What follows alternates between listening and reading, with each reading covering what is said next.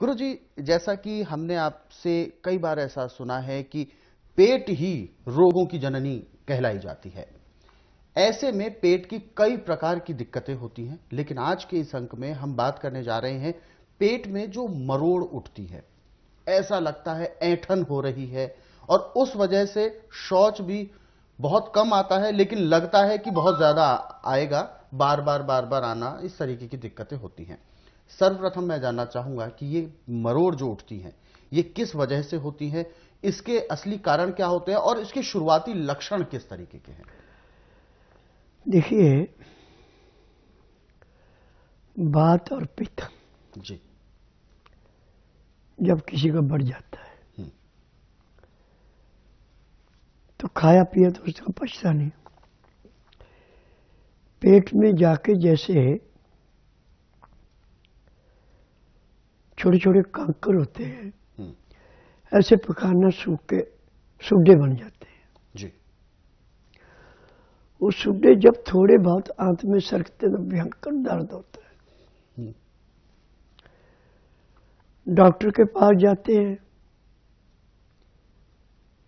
वो दवाई देते हैं जिससे आपकी आंतों में थोड़ी सुनगी आती है, परंतु रोग नहीं कटता। जी।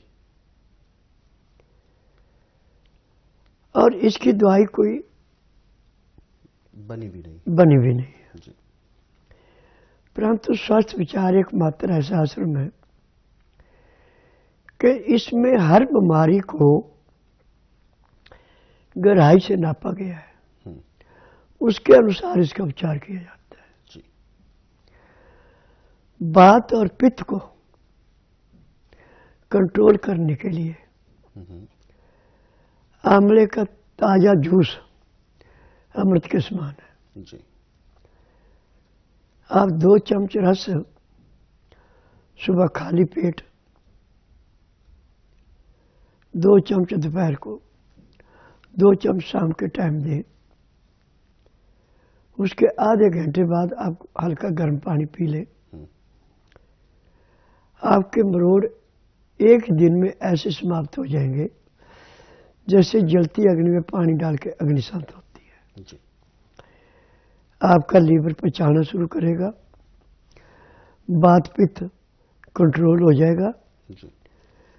खाया पिया पचेगा, पैंक्री इंसुलिन बनाएगी, पित्ते में तेजाब नहीं बढ़ेगा, पेट नॉर्मल साफ होगा। हम मरोड़ कहाँ से पड़ेगा? बिल्कुल। परंतु एक बात का ध्यान रखना कि कभी भी खड़े खड़े न कुछ खाना न कुछ पीना। जी।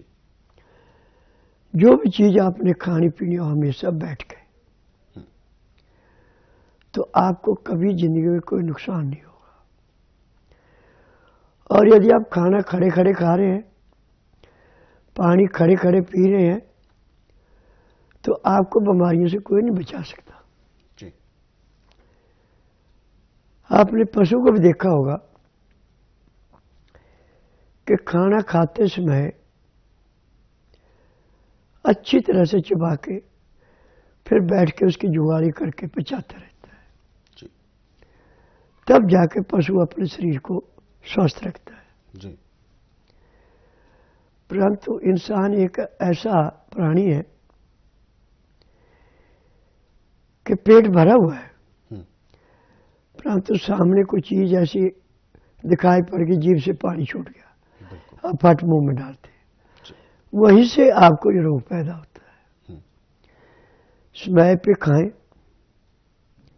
समय पे पिए, समय पे सोएं, समय पे जागे, आपको रोग ही कोई नहीं है। परंतु आजकल फैशन हो चुका है कि रात को देर से सोना, देर से खाना, सुबह देर से उठना और दिन में देर से खाना। ये आज 100 में से 1% नहीं परहेज कर, 60% इसको आजमा रहे। और आज ये कहें कि 100 के 100% ठीक है, मैं कहूँगा 100 के 100% इस टाइम रोगी है। कोई गैस से दुखी, कोई माइग्रेन से दुखी, कोई बीपी से दुखी, कोई रीवायु से दुखी। सब रोग आपके गलत खान पान रहन सहन से। यदि रहन सहन, खाना पीना, पहनावा यदि हम सीख जाएं तो मैं दावे से कह सकता हूं कि डॉक्टर, हॉस्पिटल, नर्सिंग होम, नर्सें मिलेंगी परंतु रोगी नहीं मिलेगा। रोगी नहीं मिलेगा जी। यानी ये बात बिल्कुल स्पष्ट है कि यदि हम सभी मिलकर एक प्रण कर लें, एक दृढ़ संकल्प कर लें कि हमें भोजन अपना समय पर करना है, भोजन पौष्टिक होना चाहिए, किसी भी तरीके का फास्ट फूड हमें नहीं यूज करना है, कसरत, व्यायाम, इसको हमें अपनी दिनचर्या में शामिल करना है, योग, प्राणायाम, इन सभी के साथ हमें अपने जीवन को बेहतर बनाना है। ऐसा एक संकल्प यदि कर लेंगे तो यकीन माने, जैसा कि गुरुजी ने बताया, इस शहर में या इस संसार में हॉस्पिटल, डॉक्टर, नर्सेज ये सब मिलेंगे, लेकिन रोगी नहीं मिलेगा जो कि अपने खुद के रोग से ग्रस्त होता है। ये सीधा सीधा अर्थ इस बात से ये होता है कि हम अपने आप को केवल रोगों से, कैसे रोगों को दूर करना है, सिर्फ इतना ही ना सोचें, हमें अपने आप को निरोगी रखना है।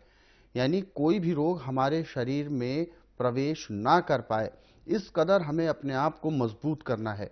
यदि हमारी प्रतिरोधक क्षमता मजबूत होती है, जो कि हमें प्रकृति ने ये चमत्कार दिया है, तो इस वजह से हम अपने कई रोगों को स्वतः ही दूर रख पाते हैं।